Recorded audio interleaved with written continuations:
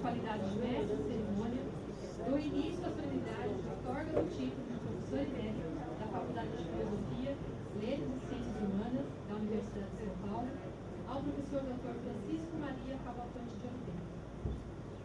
Para compor a mesa, inicialmente convidamos professor Dr. Gabriel Com, diretor da Faculdade de Filosofia, Letras e Ciências Humanas, representando neste ato a magnífica reitora da Universidade de São Paulo, professora doutora Sueli Miranda.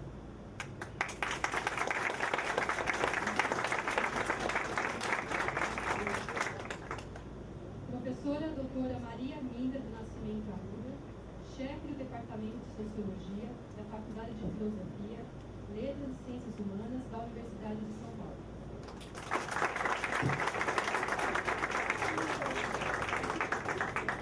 Professora doutora Maria Célia Pinheiro Machado Paolo, docente do Departamento de Sociologia da Faculdade de Filosofia, Letras e Ciências Humanas da Universidade de São Paulo.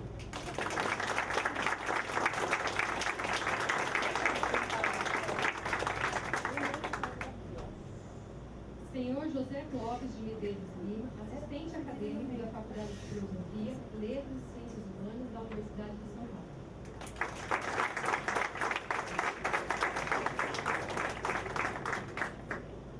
Neste momento, registrando a presença dos professores eméritos dessa casa, professor Dr. Aziz Macides Sábio, professora doutora Emília Viotti da Costa, emérito desta casa e também ex-diretor desta casa, professor Dr. João Batista Borges Pereira, professor emérito, professor Dr. Rui Fausto, professor emérito desta casa, professor Dr. Luciano Toledo Bezerra de Mendes. Registramos e agradecemos a presença também do senhor Ivan Valente, deputado federal, senhor Miguel Carvalho, presidente do PSOL, representantes aqui da Unicamp, Unifesp, PUC, UFSCar, IDEC, FAO, FEA, Escola de Engenharia de São Carlos. Agradecemos também a presença de todos, os familiares, os amigos, todos aqui presentes. Passamos a palavra ao professor Dr. Gabriel Com, diretor da Faculdade de Filosofia, Letras e Ciências Humanas da Universidade de São Paulo, e representando neste ato a magnífica reitora da Universidade de São Paulo, professora doutora Sueli Miranda. Eu quero manifestar os agradecimentos a todos os presentes, a grande honra de podermos dar início a essa homenagem ao nosso mestre Francisco de Oliveira. E sem mais, eu solicitaria aos nossos professores eméritos da casa, o Sr. Aziz Sábio e o Sr. Rui Fausto, que acompanhassem o nosso homenageado ao recinto. Enquanto os nossos dois eméritos acompanham o nosso homenageado, eu me permito fazer um interlúdio informal. No início dos anos 70, 73, se bem me lembro, eu tive a chance de participar de um congresso da ASESP, Associação de Sociólogos do Estado de São Paulo. Estava encarregado de fazer algumas palestras sobre a história e o estado recente da sociologia brasileira. E naquele momento eu encerrei aquele conjunto, um pequeno conjunto de palestras, fazendo uma referência especial aos presentes. Eu dizia, acaba de ser publicado um livro intitulado Crítica da Razão Dualista, do Francisco de Oliveira. Estejam certos de que esse será um clássico das nossas ciências sociais. Olha, não sei se acertei muita coisa na vida, mas essa acertei cheio. Na época, eu não poderia prever, é claro, que muitos anos depois eu teria enorme honra e alegria de estar sentado à mesa junto com Francisco de Oliveira, no momento em que ele recebe a homenagem desta escola e, na realidade, de toda a USP, porque nesse momento eu represento também a reitora da USP. Então, é uma fala-se muito da profecia que se cumpre a si própria, né? Sempre num registro um pouco negativo. Aquele tipo de profecia, o banco vai falir, todos correm e tiram suas contas, o banco realmente vai à falência. A minha profecia foi radiosa, uma das melhores. Ela se cumpriu e só faltou naquela ocasião dizer: e vocês ainda em verão cumprimentando o professor Oliveira quando ele se tornar emérito. Mas não me ocorreu isso naquele momento. Porque lamento ter que reconhecer no público, os profetas não são infalíveis. Mas quando acertam, é em cheio, como a profecia nessa ocasião. Aguardemos então que seja devidamente trazido ao nosso ambiente o nosso querido homenageado. A senhora Maria Linda comentava comigo a sensação de clausura com aquela porta fechada. Na realidade, ela foi aberta para evitar a situação levemente constrangedora de o homenageado não poder entrar no recinto. Mas ela realmente é muito melhor que ela aberta. Na prática, não ficará.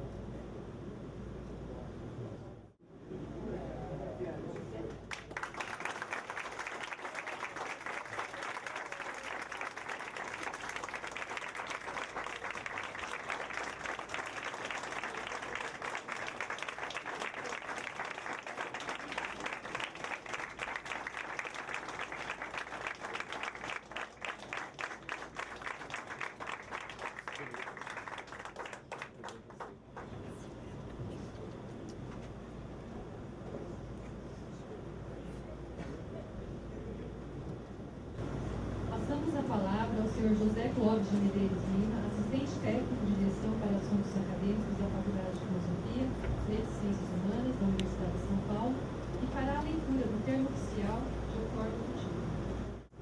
Delegação da Faculdade de Filosofia, Letras e Ciências Humanas da Universidade de São Paulo, em sessão de 15 de fevereiro de 2007, considerando os elevados méritos docentes, os relevantes serviços prestados pelo professor Dr. Francisco Família Cavalcante de Oliveira, resolveu otorgar o título de professor emérito desta faculdade.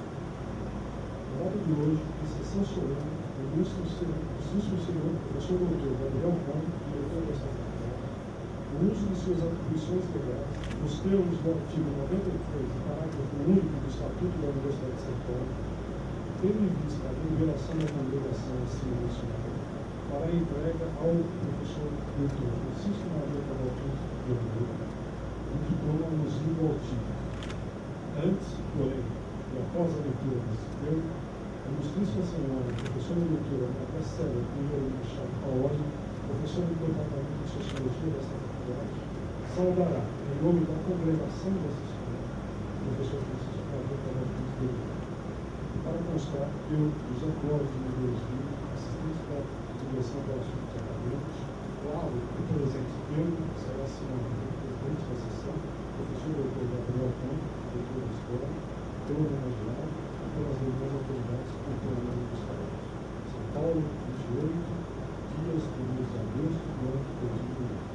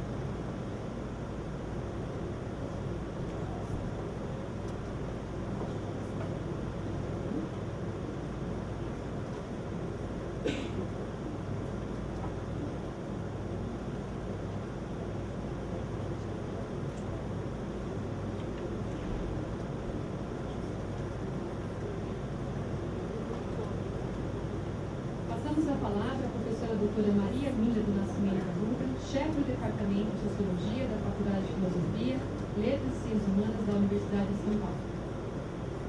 Muito obrigada, boa tarde a todos. As minhas palavras são breves, como exige o momento. Eu quero, em nome do Departamento de Sociologia, dizer que o departamento se sente muito honrado de ter tido e ter no seu quadro um professor Francisco de Oliveira. Em meu nome e dos colegas, quero agradecer a todos. Muito obrigada. Para a saudação, passamos a palavra à professora doutora Maria Célia Pinheiro Machado Paolho, docente do Departamento de Sociologia da Faculdade de Filosofia, Letras e Ciências Humanas da Universidade de São Paulo.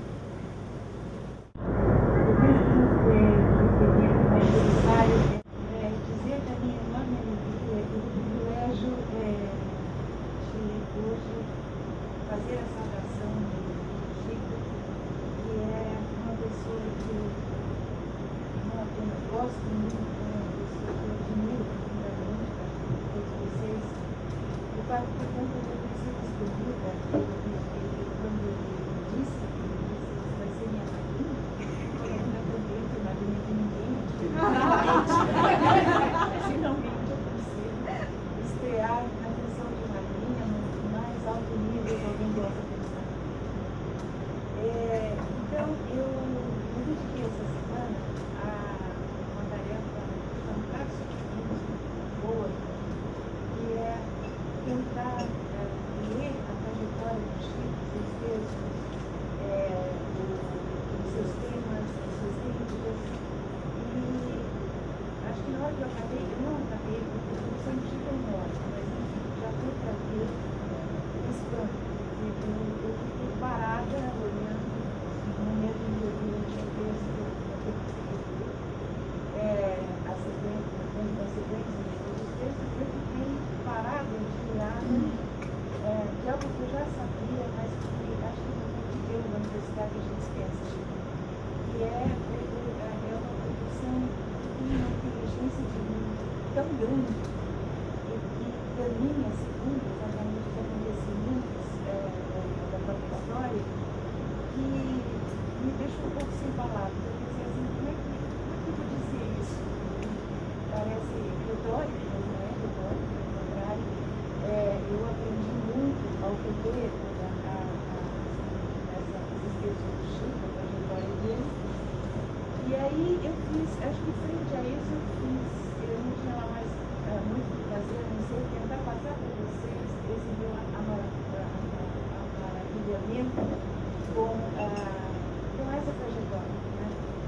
Mesmo quando, digamos, eu penso, bom, acho que aqui o Chico também, não sei se concorda, tem que o Chico vem e junto com uma série de pensamentos, ele imediatamente responde a gente no próprio texto. É como se você estivesse falando com ele presente ali. É tão viva que é a produção. E é uma produção que deixa a gente pensando e se briga com os seus textos, eu brigo com os seus textos também. E eu acho que isso então mostra exatamente aquilo que eu considero que esse título, junto com essa universidade, dentro dessa universidade, é um sonho porque eu acho que Chico mostra, no fundo, como essa universidade deveria ser. Em muitos casos ela mas nem sempre isso acontece, nós sabemos, né? Sobretudo com todas as mudanças na política, na política federal e obrigatória no país inteiro sobre os estudantes da nossa produção intelectual. Quer dizer, ter liberdade, como o Chico fala, ter a forma como ele inventa, ter a imaginação dele funcionando,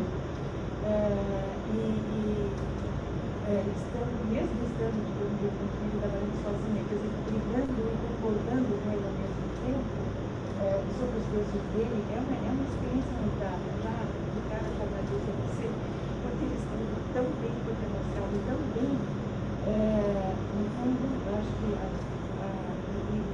fazer isso com tanta competência e com tanta indignação, essa busca que a gente tem de uma universidade que possa ser responsável, que possa ser criativa, que não tenha restrições de tipo burocrático, acadêmico, assim, que não tenha formas de estabelecer previamente o que no fundo a gente deve fazer, deve comportar. E isso fica muito com uma produção dessas que está no fundo contra a corrente hoje, né? Como também a produção de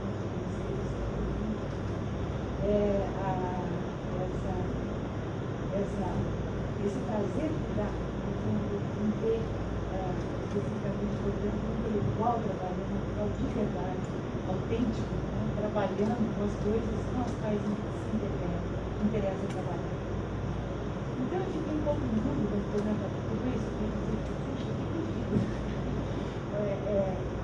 Ao contrário do geral de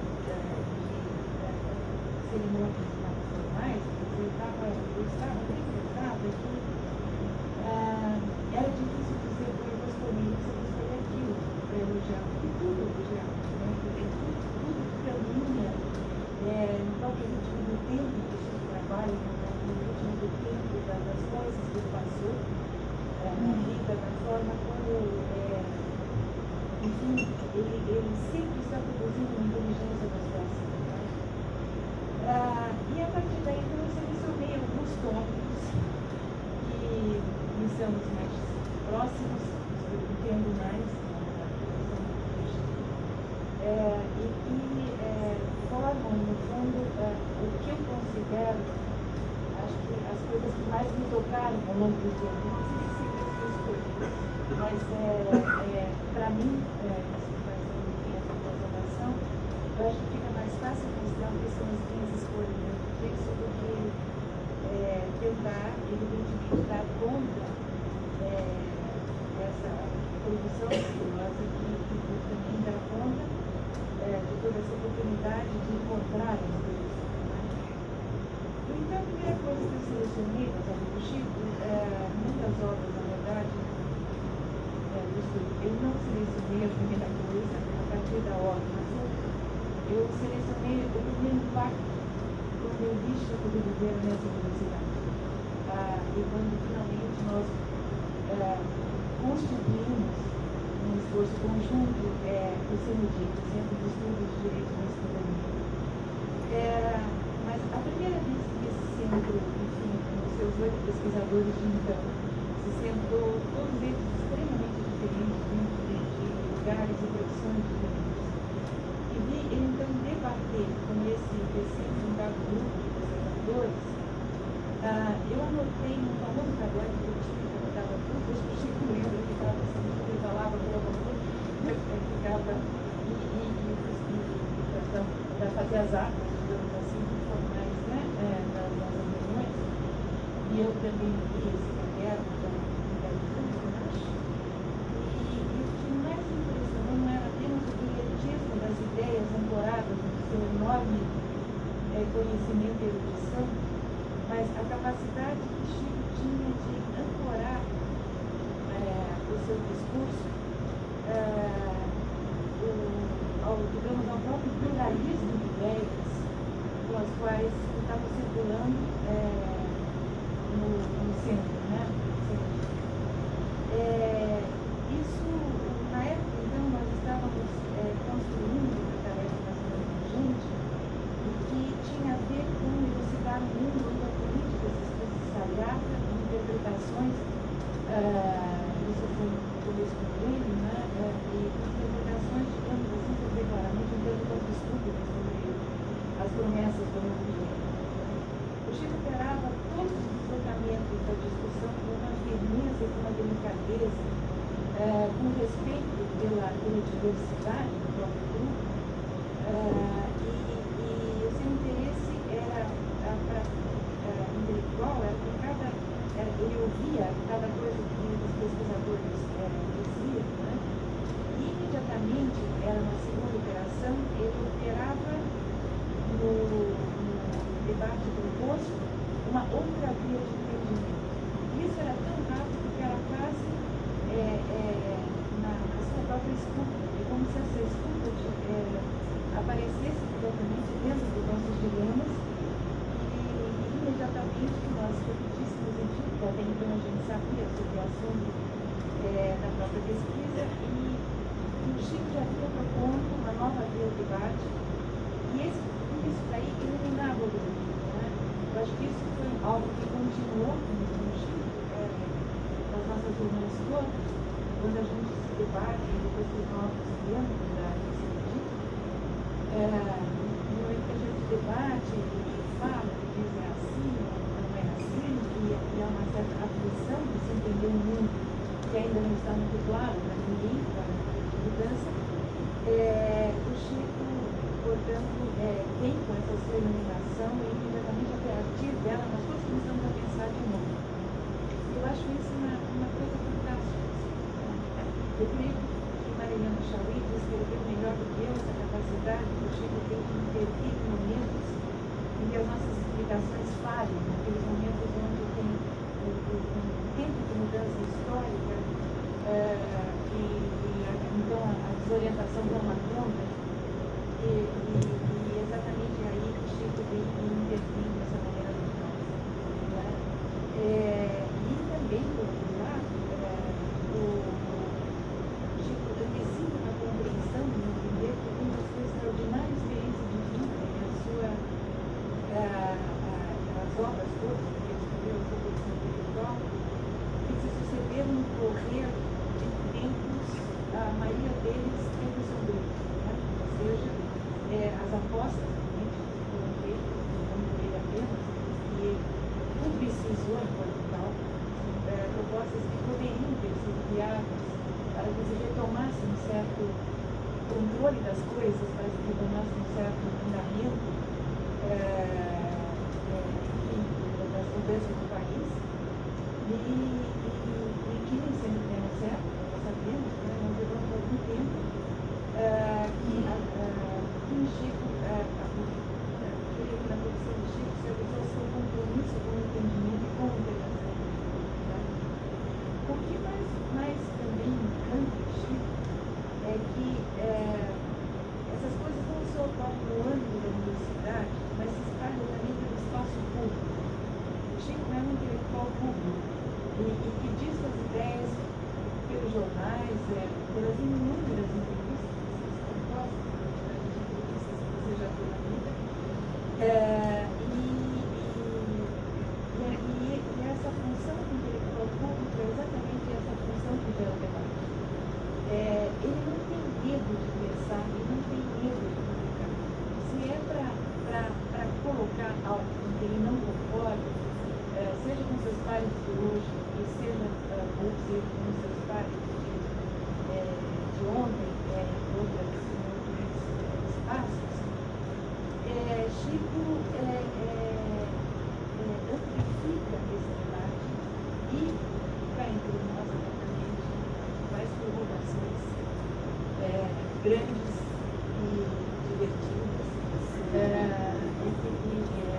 e novamente uma outra maneira de pensar, uma outra maneira de chamar a atenção. Eu não conheço ninguém que consegue ser tão provocativo e ao mesmo tempo tão inteligente, ao mesmo tempo tão respeitoso nessa forma a partir do qual o Chico pensa e nos leva a pensar. Nesse aspecto do intelectual público é muito interessante ver as entrevistas que eu realmente parei um pouco nelas. Essas entrevistas são verdadeiras aulas. Os citadores nem sempre, embora com muita boa vontade, nem sempre conseguem formular uma pergunta clara. O Chico não tem dúvidas, ele responde e aproveita para dar uma aula, uma entrevista. Várias das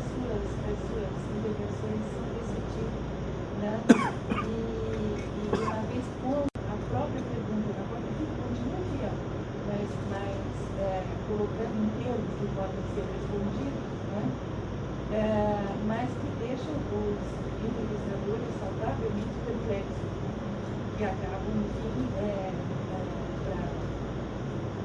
para o privilégio deles, né? Ouvir outra coisa do que aquilo que eles estavam comentando.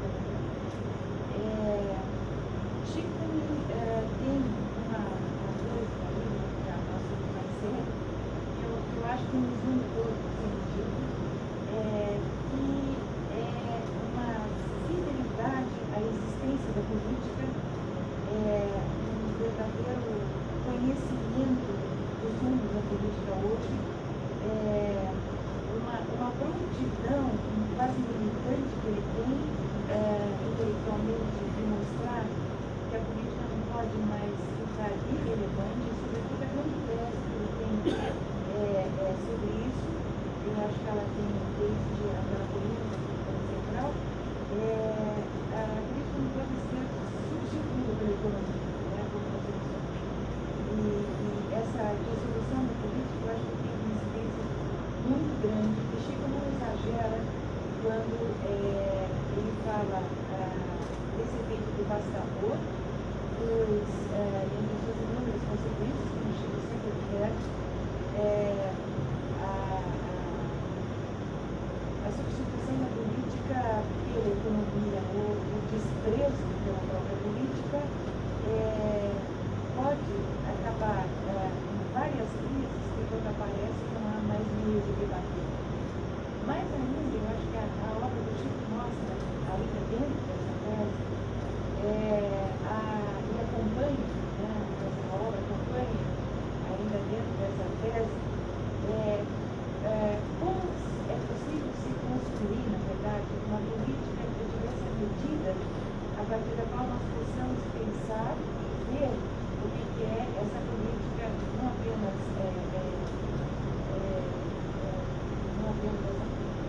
psicopóide que nós todos combatemos no próprio esclarecimento dessa conclusão, mas mais ainda uma crítica que eu acho poderosa, particularmente, que é a ideia de que a política hoje nem se está falando evidentemente de política institucional, é a própria ainda o próprio efeito da política na própria sociedade, quando a medida dessa própria política é induzida pela governabilidade, tal como se entende hoje essa palavra. Isso é outro efeito devastador, é algo que Chico, eu acho que está estudando e já denunciou bastante isso, né? Porque, no fundo, eu acho que dentro dessa indistinção que nós estamos tentando operar e entender a política, e é dentro dessa indistinção também que a política nos desafia e parece estar mudada totalmente de vida. Eu adoro quando o Chico diz, pega certas coisas de jornais que são leves, que são quase bobagens, mas que de fato a imprensa diz de jeito como se a gente estivesse entrando num novo milênio, que seria realmente a renovação do mundo todo. E que é feito muito de certa circulação assim, de bobagens, de teses muito soltas no espaço, como você disse, de esperanças do tipo que são exatamente aquelas que destroem a política, mas de estatísticas que podem ser enganosas e mentirosas, e está sempre. Eu hoje acho que eu sempre desconfiar disso exatamente porque eu trabalho com o Chico. Né? Então, eu acho que antes eu não saberia exatamente, eu hesitaria em dizer certas bobagens, quem sabe, né? Mas agora acho que eu já sei direitinho para dizer, pelo menos segundo o note aqui, para dizer claramente não que isso é uma bobagem. Isso é extremamente importante, claro, que tem uma faculdade de discriminação aí, né? E essa faculdade de julgar a condição que está acontecendo no mundo, e novamente, pelo menos, se a gente não pode agir muito, pelo menos o entendimento possa ser aí, penso eu, uma forma de ação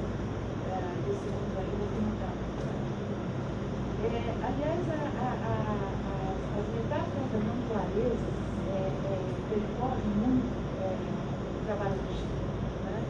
Eu acho que todo mundo sabe que o Chico é um leitor simpático, leitor contumados, inclusive de romances, ele lê tudo, quer dizer, de vez em quando, eu acho que é isso, dá aquela surpresa, de repente a gente está muito sério no trabalho de psicologia, e o Chico lembra de um anúncio, não sei aonde, ele lembra alguma coisa, dali ele vai retirando toda a compreensão que nós estávamos tentando pegar já no plano do próprio conceito. Né? Então, na verdade, o Chico, ao puxar essas coisas, ele está recriando os conceitos. Né? E os conceitos que nos são caros, que são aqueles que exatamente favorecem o entendimento. Né? Fora disso, eu acho que Chico, ele tem um excelente leitor na própria teoria sociológica, e um excelente leitor também de certos acontecimentos da própria política institucional. Ele joga, já disse aqui, repetir, que ele é muito tomada pela produção do Chico. Ele consegue nomear através disso tudo, e ao mesmo tempo podendo deixar público certas deformações essenciais que existem na própria política hoje. Né? Eu cito alguma das coisas que ele pesquisou nesses anos, e a coragem dele exatamente de pesquisar temas contra a política. Né? Coragem essa, aliás, que acho que o pessoal do Centro de aqui tem a felicidade de acompanhá-lo, porque é irresistível, digamos, a forma de análise com a qual ele está nos propondo. Né? Uma delas por exemplo, a crítica sobre o existencialismo espirituoso comum, em que ele pega vários paradoxos, né? E entre os paradoxos são esse, por exemplo, é um assunto e muitos outros que são muito difíceis de serem pensados, são muito difíceis porque, como diz o Chico em uma das entrevistas dele, ele diz para o entrevistador, olha, isso tudo aqui é uma certa dispersão da própria ideia política. Nós não podemos, evidentemente, pensar que todos os problemas governamentais existencialistas ficam no seu plano salvacionista, mas Chico também se dá conta que é fundamental para a população para receber esses problemas, por exemplo, comida. Né? Então, como é que a crítica intelectual vai trabalhar com isso? Ou seja, esse paradoxo, ele se dá sabendo o enorme significado das populações que não tem mais. Né? E Chico, então, dá uma solução. Acho que esse é o meu exemplo. Ele disse, se houvesse um estado desenvolvimentista ainda, se poderia aceitar a ideia de uma doação, mas ela não teria mais o caráter salvacionista, ela teria o caráter de uma indicação para resolver essa questão. Né? Acho que a outra crítica, por exemplo, também interessante do Chico é quando ele critica o PSDB. Né? Quando o Chico resolve, como comentarista político, a pessoa Vargas, todas elas absolutamente interessantes e pertinentes ao que está acontecendo, ele levanta certas hipóteses que eu acho que são legais. Por exemplo, quando ele levanta enfatiza a ideia do Antônio Cardoso, do próprio partido, do PSDB, quando ele critica a eterna aspiração desse pessoal de entrar para a modernidade e chama isso de a vanguarda do atraso. Né? O nome que ele vai usar já é um nome que você lê, olha, fala vanguarda do atraso.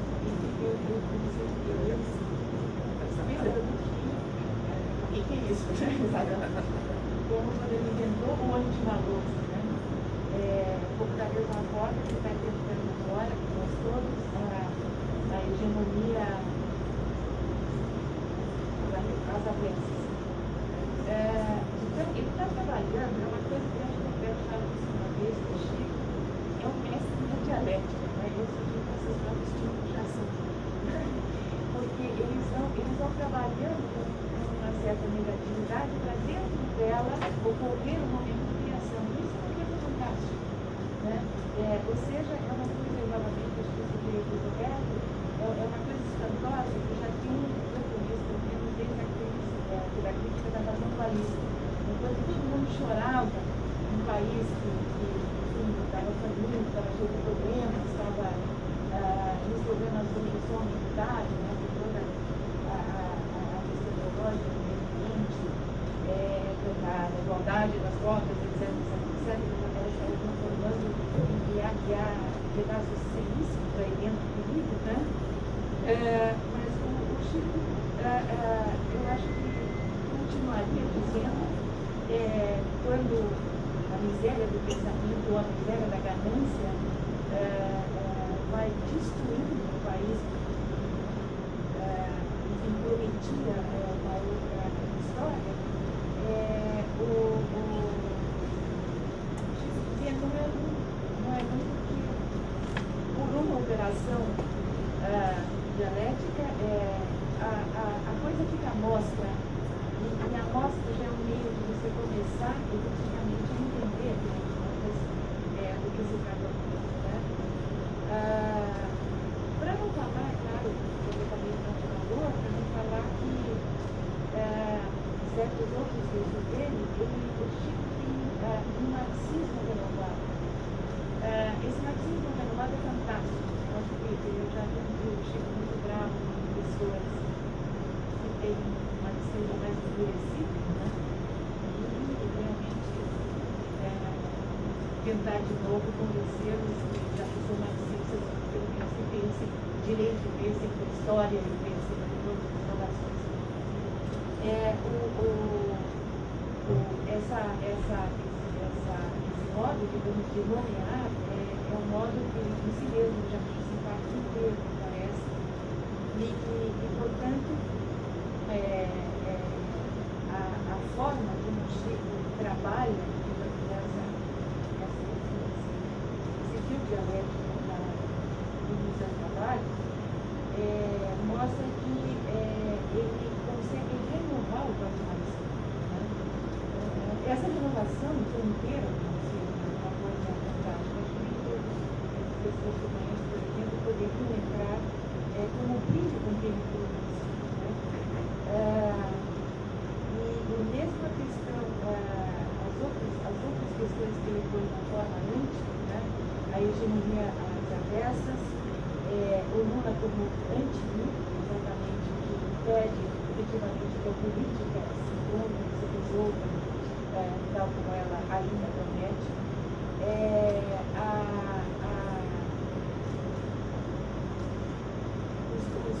A crença que o Brasil hoje, através da técnica, possa, uma tese que eu gosto muito, que eu li dele, a crença que se pode resolver o problema da miséria sem conflito no Brasil.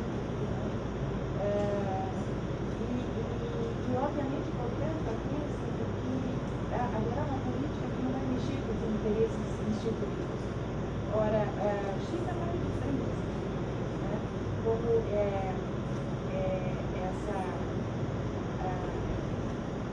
o Nicolino, acho que é mais ou menos a mesma coisa, porque ele começa outro assunto muito claro no Chico, que é a questão da forma, né? A ausência de formas da própria política e, portanto, a ideia de ser o tempo inteiro, como já disse, distinguir, conhecer, pesquisar o mundo no seu inteiro acontecimento, na sua própria universidade, pensar, enfim, a nossa própria inserção numa condição cidadã e informada, digamos assim, dentro da própria realidade. Né? Sair de ficções, entrar na realidade, acho que é outras coisas que presta na população. Eu gostaria também, enfim, de mostrar outras coisas, saindo um pouco desses assuntos um pouco mais próprios da produção do Chico. Eu gostaria de, para mim, uma coisa que me espantou muito, me comoveu muito, quando eu descobri uma biografia do Chico, que ajudou muito a recompor isso, e percebi a quantidade de vezes em que o Chico caiu, sofreu constrangimentos, sofreu prisões, mudou do país, e a forma como a cada vez ele se levantou, isso é uma coisa que eu acho absolutamente importante pensar no Chico. Eu não sabia dessa biografia quando eu fui muito impressionada por até agora, porque toda a integridade e a autenticidade do Chico nessas revelações aparece aí quando ele não desiste, né? Aparece também nas suas próprias memórias. Ele é capaz de transformar suas próprias memórias em indagações pertinentes, que são urgentes, pertinentes. E aí a faculdade de imaginação é enorme, e ela no entanto, ela é extremamente sofrida, porque o que começar cada vez não deve ser muito bom. Mas você consegue, você mudou, algo que é maravilhoso, e realmente isso seja possível. Né? Eu fico contentíssima, a tua última retirada de entrada com o CND, né? Porque o CND está mudando as coisas, e junto com a primeira leva, como chama os pesquisadores do CND, do projeto que nós fizemos sobre a ausência da política, como depois os novos membros do CND, nós estamos aqui auxiliando e diversificando, né, essas coisas. Eu acho que daí agora, dessa você vai ficar aqui, a gente pode deixar você entrar no novo tom, isso graças a esse país, a questão política deixar, e ela vai deixar. Eu acho que com os tempos que nós vivemos, são tempos confusos de viver, né? Ao mesmo tempo, com a sua presença, a presença de todos os nossos colegas, nós podemos hoje perceber que hoje você está aqui para brincar, você continuará a nos dar todas as ideias que nós temos. Nós através disso, continuaremos a aceitá-las ou a conhecer, mas ao mesmo tempo nós produzindo dentro do mundo daquilo que eu acho que mostra efetivamente a diversidade das pessoas. A gente conhecer grupos como você, a gente que libera a própria imaginação, libera a própria condição de intelectual, um intelectual de mão cheia, eu acho que isso nós vamos ter, e eu te agradeço muito por isso. Eu acho que é nisso que nós todos estamos juntos, e é nisso, certamente, que nós entraremos em contato com uma realidade sem ficções, sem restrições ao próprio pensamento.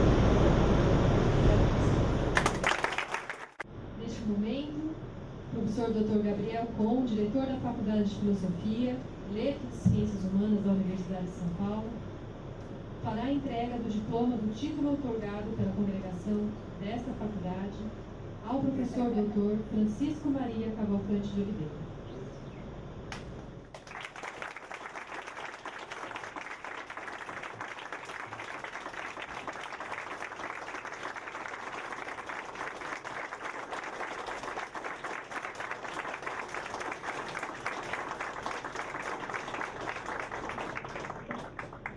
Passamos a palavra ao homenageado professor Dr. Francisco Maria Cavalcante de Oliveira, professor emérito da Faculdade de Filosofia, Letras e Ciências Humanas da Universidade de São Paulo. Eu vou falar de pé, oh Deus, oh meus pais me fizeram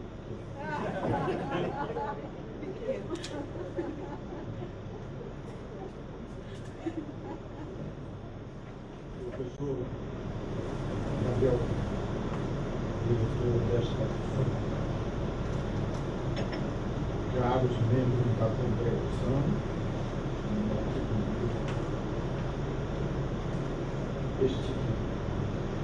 meus caros colegas que estão aqui e também os que não puderam aparecer.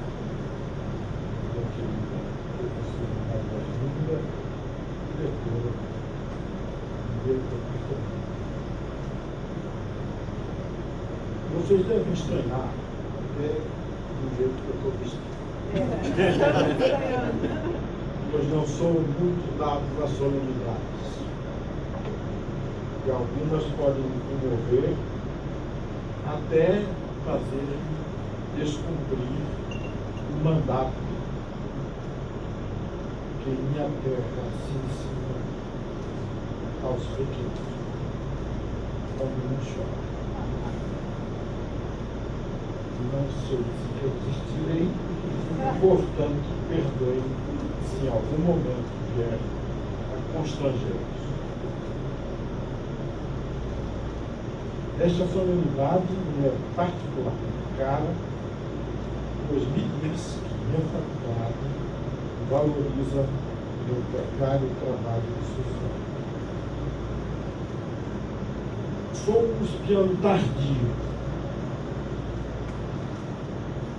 pois aqui cheguei já na terceira vida de um gato sociólogo, já passado pelos corribocos do diabo.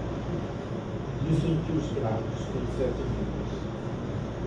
Não me queixarei de minha precária formação em minha faculdade de filosofia, minha aquática, musical,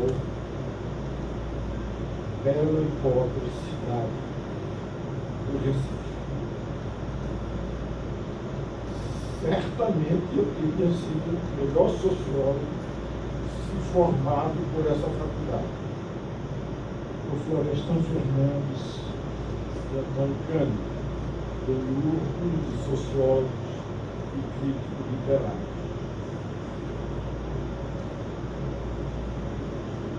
Mas Recife deu socialismo.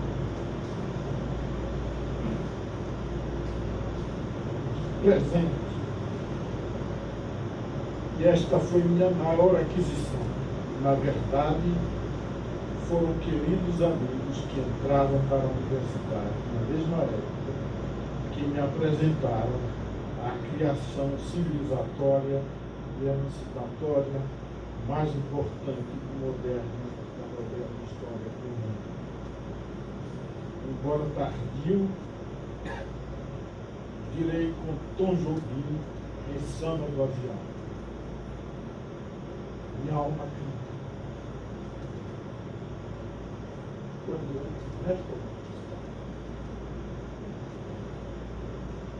não vos aborrecerei por meu currículo, mas pontuarei o que me trouxe até aqui, talvez para confirmar que minha sociologia não foi em vão. Minha primeira vida de gato sociólogo não foi acadêmica nem universitária.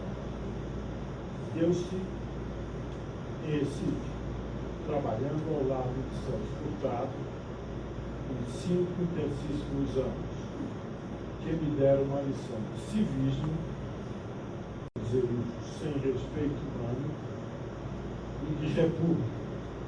Minha sociologia, mesmo precária, ajudou-me a entender de que lado eu estava. E vi por dentro o que é o Estado, e suas relações com as classes sociais e os interesses particulares.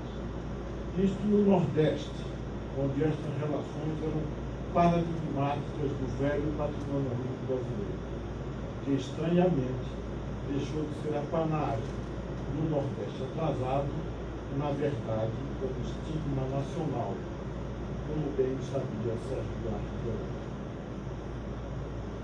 Paradoxalmente, que vem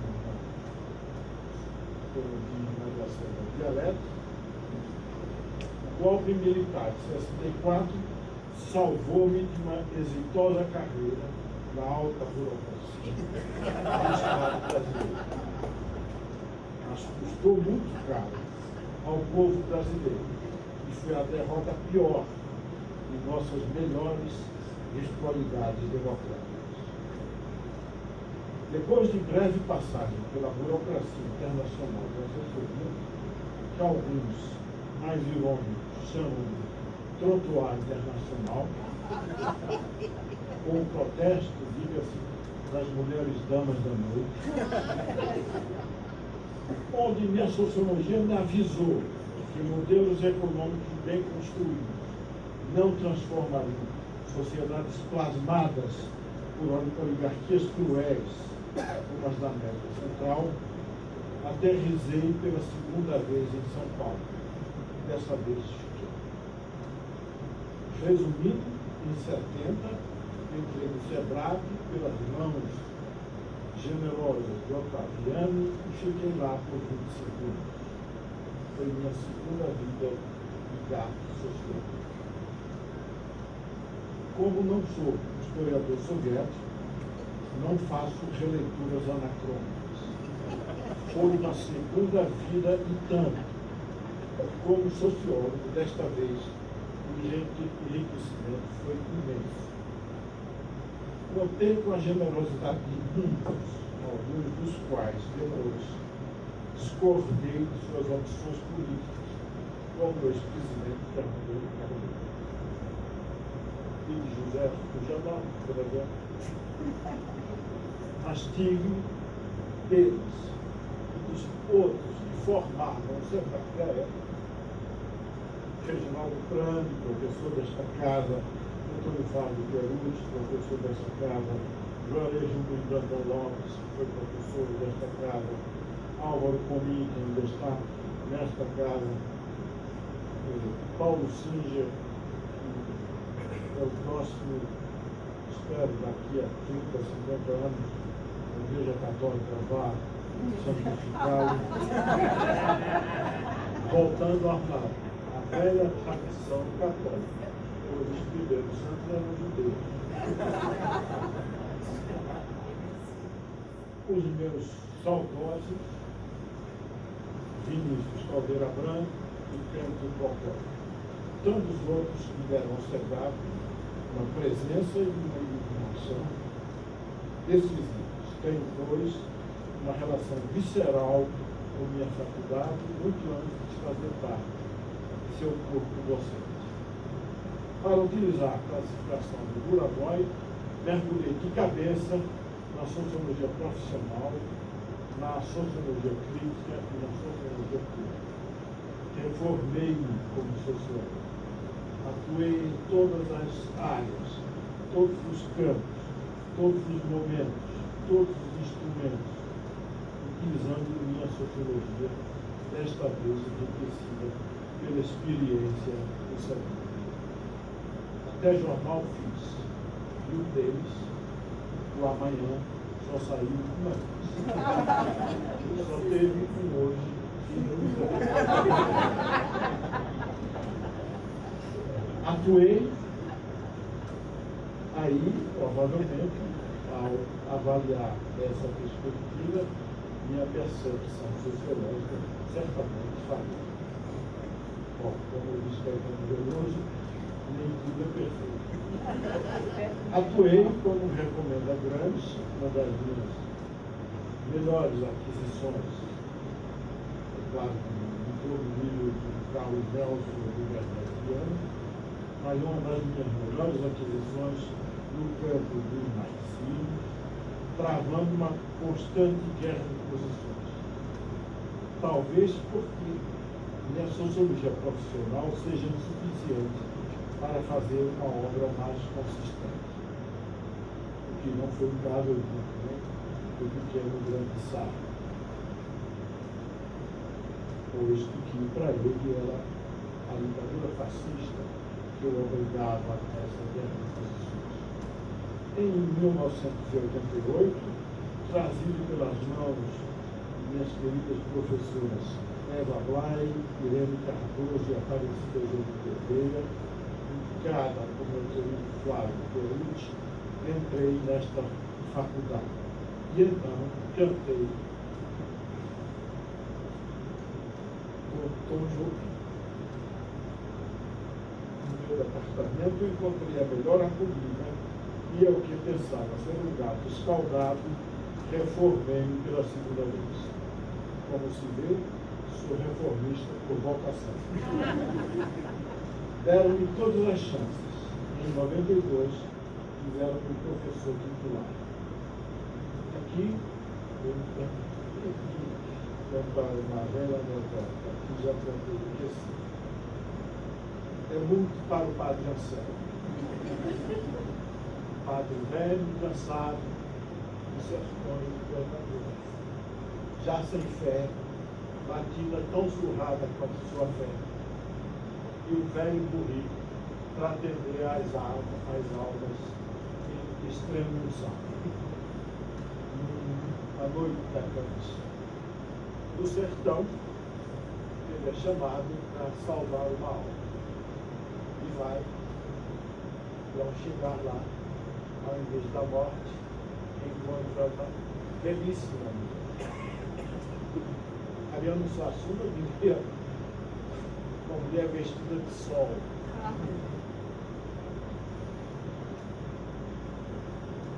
E aí, Padre Anselmo pergunta-me o bispo, safado, o bispo, o que é que o senhor faria? Ele gagueja, recua, foge da questão e o bispo insiste. Todos aqueles que uma vez estiveram na Santa Madre Igreja sabem que não há recua possível. Então, o Padre Anselmo soltou da garganta o que ele pensava. Esta felicidade não chega para o Padre Anselmo, senhor. América Seco Santos, Carlos Alberto Belo, Leonardo Léo Silva e Luiz Rocaio, com o apoio do meu departamento de Sociologia, do departamento de Ciência Política, do de Filosofia e do Letras, este que é nosso pendão, nosso orgulho e a tribo gaulesa. O Senetic, originalmente anárquica e surpreendentemente produtiva. Deixe-me ser um pouquinho só ufanista, não chegando a carotinice. Eu que sou um Jeremias que só vê catástrofe. Já fizemos 2 livros coletivos nos nossos 9 anos de vida e caminhamos para o 3º seminário internacional que está sendo organizado agora pelo nosso Rui Braga, ao qual se seguirá o 3º livro coletivo. Acho que não foi o professor Francis Roberto quem nos deu todo o apoio, partindo dele a sugestão para que de núcleo nos transformássemos em centro interdepartamental. E nos deu de presente esta Lucinéia del Toboso, que partiu na aventura dois Quixotes sem perguntar no que daria tamanha ousadia. Não estou aqui apenas para rememorar, mas lembrar é preciso. Ao contrário do que pensam os crentes no fetiche da objetividade e dos registros, a memória deve ser o que nos diferencia do reino animal. Certamente Darwin já se viu.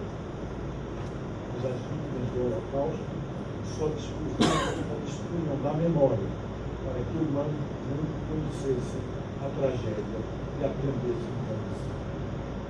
Na terceira vida do gato sociólogo ainda não se encerrou. E se a madrasta demorar um pouquinho, esta solenidade não é o fim de uma carreira, mas a sua continuação.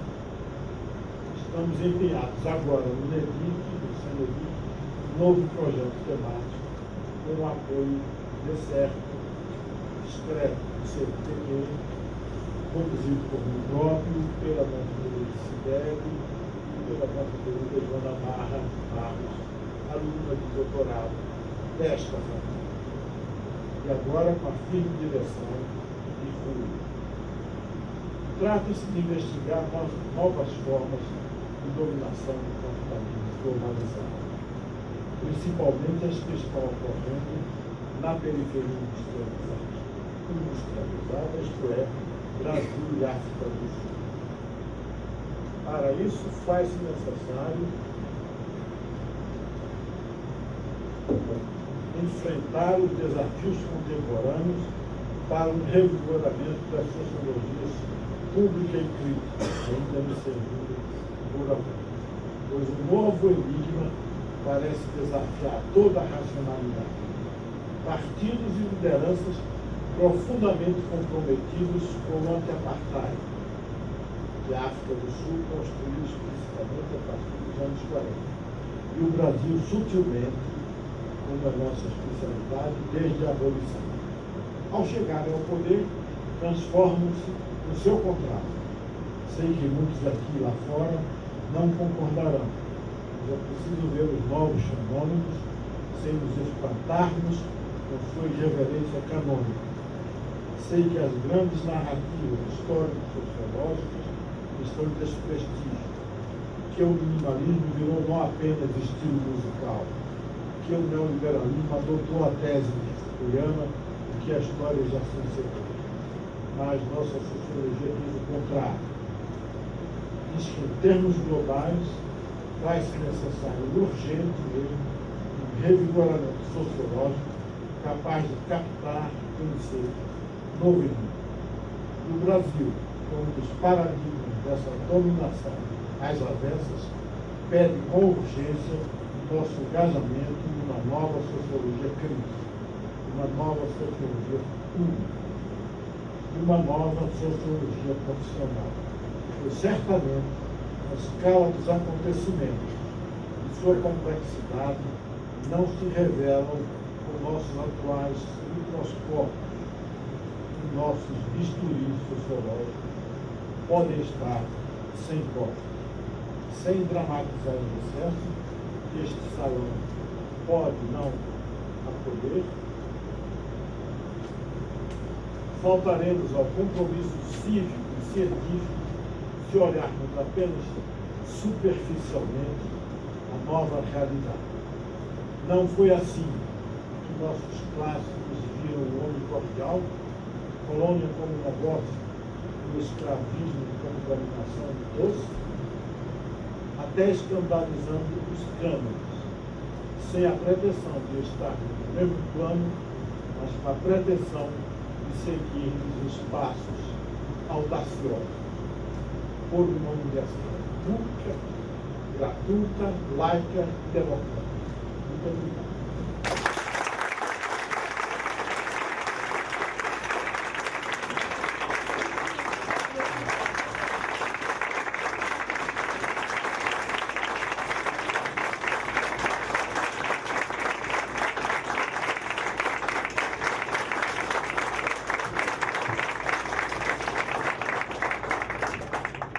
Passamos a palavra ao professor Dr. Gabriel Com, diretor dessa faculdade, representando neste ato a magnífica reitora da Universidade de São Paulo, professora doutora Sueli Pirella, para seu pronunciamento e encerramento da solenidade.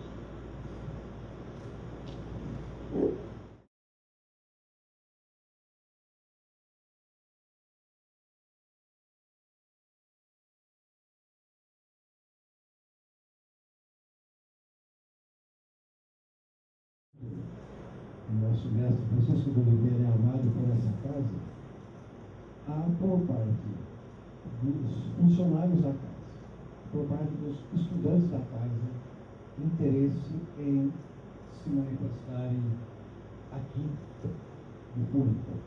Eu pediria, então, que a palavra fosse entregue inicialmente à nossa porta-voz dos funcionários. Agora, a Marlene.